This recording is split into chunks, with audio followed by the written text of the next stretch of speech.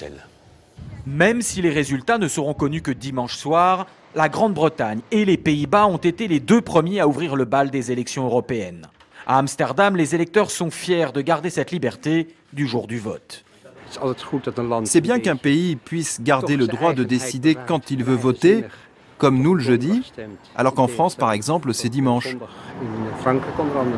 Au Royaume-Uni, toutes les élections ont lieu le jeudi. Le pays a renoncé il y a longtemps au dimanche pour cause de gueule de bois des électeurs après des samedis soirs trop arrosés à la bière.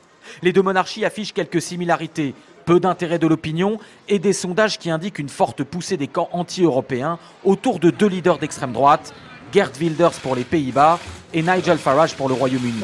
Le parti d'extrême droite britannique pourrait devenir le premier du pays en termes de résultats dimanche soir et semble avoir séduit de nombreux électeurs. Je voudrais qu'on ait plus de contrôle à nos frontières et qu'on suive nos propres lois, pas celles dictées par l'Europe. Mais à Londres, d'autres électeurs veulent croire que la Grande-Bretagne n'est pas aussi anti-européenne qu'on le dit.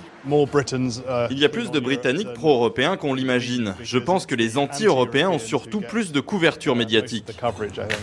Et pour une majorité de Néerlandais, leur pays de 16 millions d'habitants ne peut se passer d'Europe. Notre culture est tellement proche, je pense qu'il faut avoir une unité contre le reste du monde.